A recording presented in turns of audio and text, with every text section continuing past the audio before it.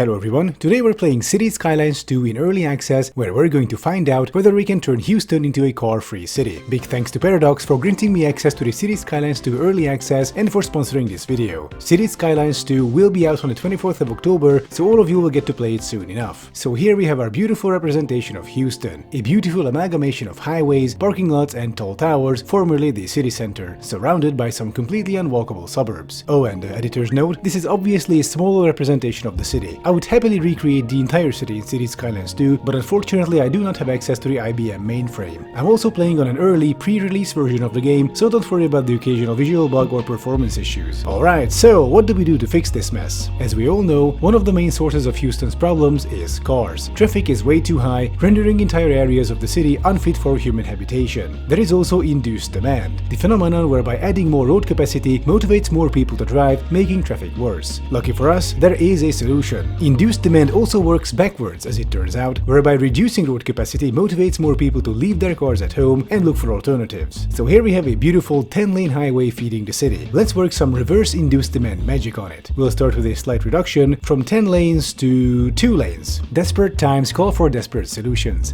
Luckily it's nighttime, so traffic is low. Come morning, the citizens of Houston will be in for a surprise. What do people say about it on Twitter? Well, nothing yet. I wonder if Paradox will keep up with the times and turn Chirper into why, and when you open it, it's full of people posting far-right propaganda and deranged conspiracies and accusing the mayor of being a 15-minute city touting deep state Jew for wanting to turn a street into a pedestrian zone. The Cities Skylines 2 traffic AI actually takes time and transportation cost into account when plotting a route, so we actually can motivate people to get out of their cars. And of course we won't leave them without alternatives. Let's create an interchange of sorts with a nice big roundabout straight to a public transit terminal with some people as our parking lots. This is where we're going to shock Houstonians with the concept of quality public transit. Originally I thought Americans viewing public transit as a dirty poor people thing was mostly a joke, until I saw this tweet from Carla Sands, former Trump-appointed US ambassador to Denmark.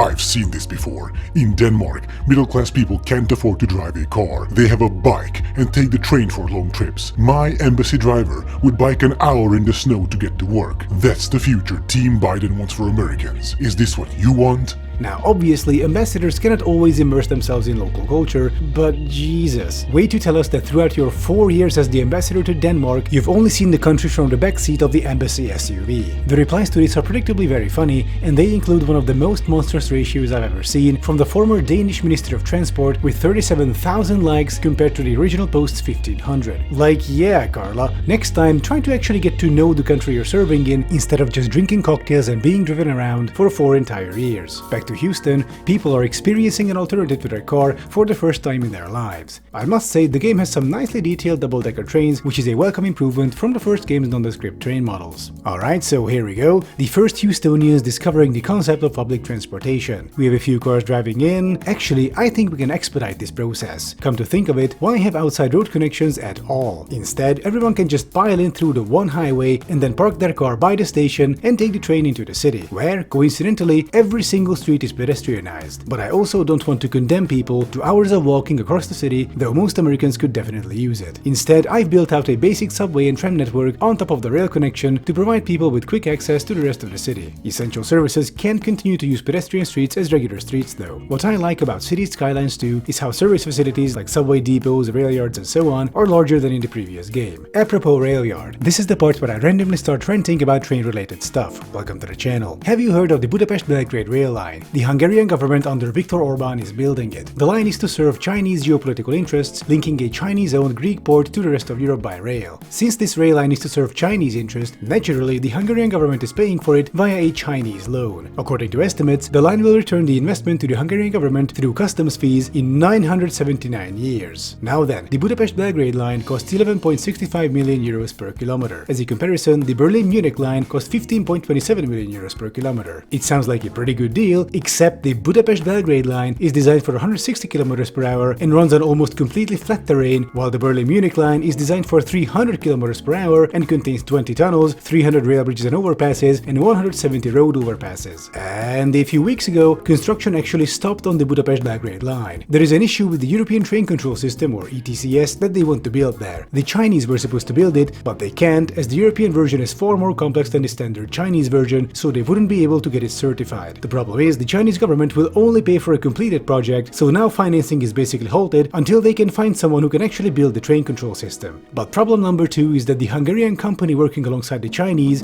is owned by a guy called Lőrinc Mészáros. He's a former gas repairman who, according to past customers, was nearing bankruptcy just a few years ago and could barely write down his own name on a piece of paper. Now he's the richest man in Hungary, frequently seen on luxury yachts and various ruling class social functions. How did he manage this? He's a former schoolmate of Viktor Orbán who needed a proxy to hide his growing illicit wealth. So Orbán put this functionally illiterate gas repairman into the leader's chair of his empire to pose as its owner. Meanwhile, the empire is led by a shadow managerial class from the background, as Mészáros can barely read or write. But in exchange for his act, he gets to play with the big boys' toys like yachts, luxury cars and so on. But the business empire is also a massive money distribution hub for Orbán's allies and cronies, and they need a constant inflow of money, including from the Budapest-Bgrade rail project. But the Chinese money is on hold pending the project's completion. EU money is also on hold as Orbán's government stole too much and insists to this day that the EU is run by Jews who are working to destroy the white race via mass migration. So there is no money and the big rail project is halted, but your cronies want their allowance. How did they solve this situation? Out of nowhere, they announced a complete reconstruction of Hungary's most important rail line, the Budapest-Vienna, in like 2 weeks in advance. How will it be financed? The Hungarian state railway has to cover it out of pocket from the already minimal maintenance budget, or else the leadership is fired. Once the surprise reconstruction was announced, Mészáros and his company took all their workers and materials intended for the Budapest-Belgrade line and just shipped them to the Budapest-Vienna line virtually overnight and spontaneously started reconstructing it. This inevitably caused complete chaos on the line, where the schedule practically ceased to exist. As a response, the Austrian railways cut off Budapest from the international network, with most railjets terminating in Vienna. So yeah, this is what's going on currently on the Hungarian rail network. I just wanted to share this with you. Back to Paradox Houston, I was wondering why my city center wasn't growing at all. It turns out it's a bad idea to place landmark residential, commercial and office buildings, as they have a monstrous capacity to absorb demand and they take ages to fill. Once you demolish those, everything suddenly starts to grow. Well, to a point anyway. Looks like I've actually managed to break the game. Buildings on pedestrian streets reporting no pedestrian access, all the game's algorithms are going haywire because I don't have a traditional road connection, just the way I like it. Looking back at the car dumping hub, I realized what the problem was. Turns out all the parking lots are full, so citizens cannot disembark and get on the train. City Skylines 2 has a far more complex parking management system than the previous game. It was at that point that I decided to go even further and cut the road connection entirely.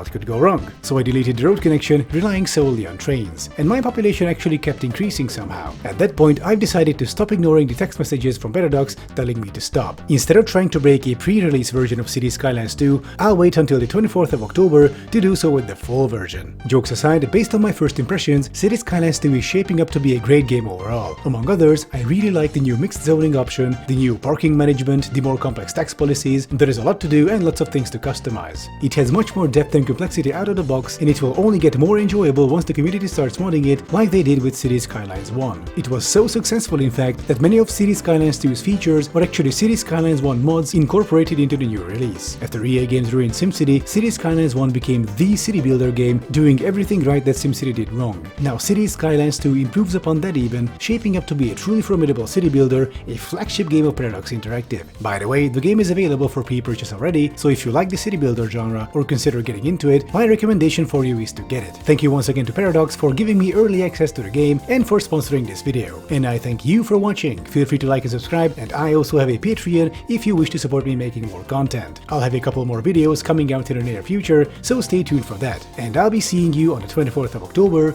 release day.